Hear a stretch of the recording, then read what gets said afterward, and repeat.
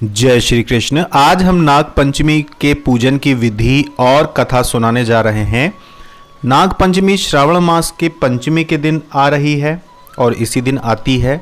इस दिन नाग की, जो कि भगवान विष्णु के ही अवतार हैं, भगवान विष्णु ने ही नाग रूप में भगवान शिव की आराधना स्वीकार की है स्वेच्छा से, इसीलिए भगवान विष्णु नाग रूप में पूजे जाते हैं। इस दिन नाग को दूध पिलाया जाता है।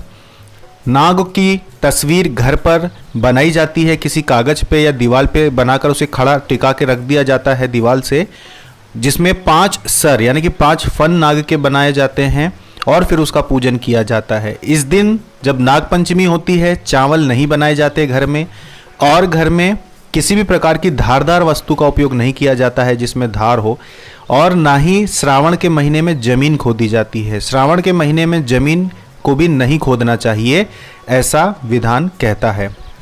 नाग पंचमी के दिन जब भगवान नाग देवता के रूप में भगवान विष्णु का जो पूजन होता है, उसमें चने भिगोकर वह प्रसाद के रूप में रखा जाता है और पूजा की जाती है।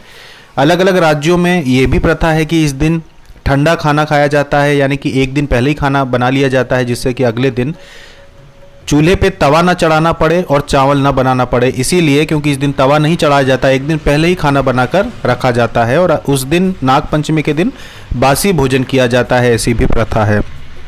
कथा अब आपको सुनाते हैं नाग पंचमी की।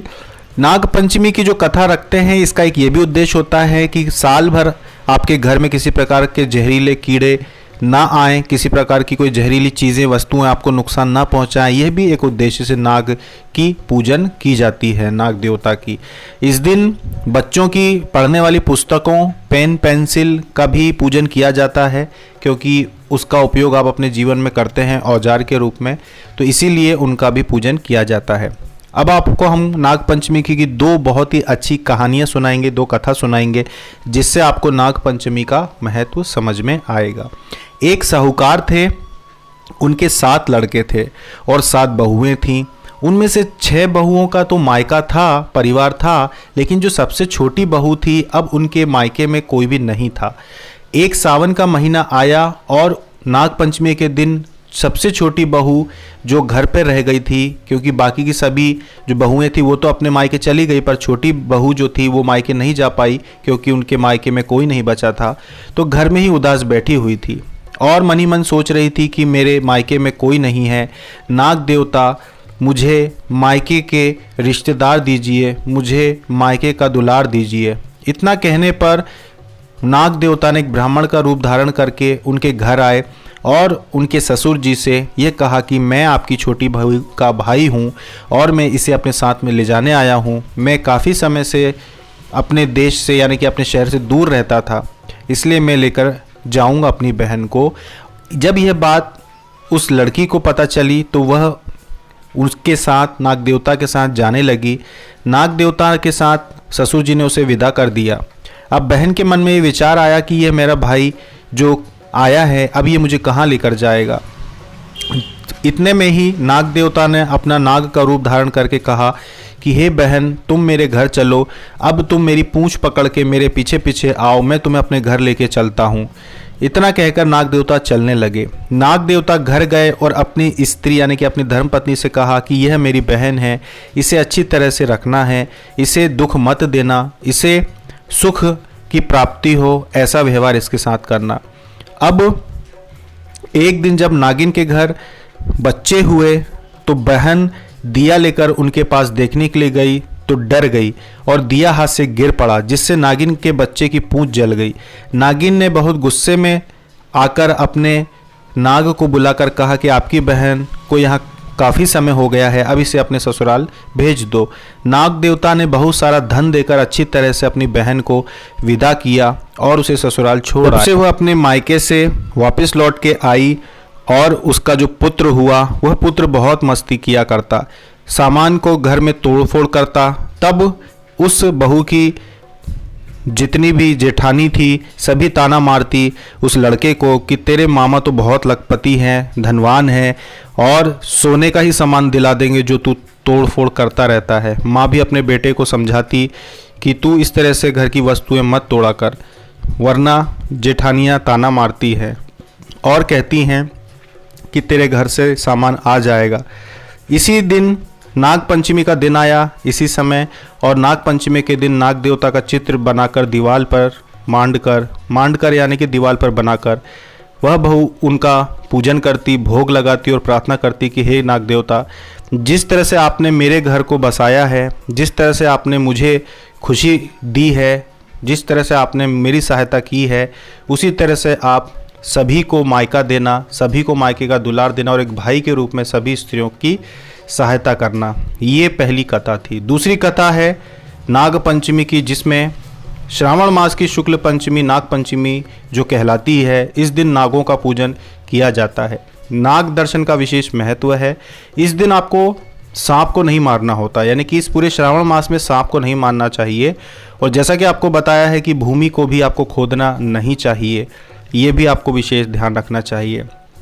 सफ़ेद कमल पूजा में उपयोग करना चाहिए नाग देवता के। सोने चांदी लकड़ी या मिट्टी की कलम से हल्दी और चंदन को मिला के एक स्याही बनाएं और उसे 5 मुंह वाले यानी कि 5 फन वाले नागों को दीवार पर या कागज़ पर आप उनकी चित्र बनाएं और उसकी पूजा करना चाहिए।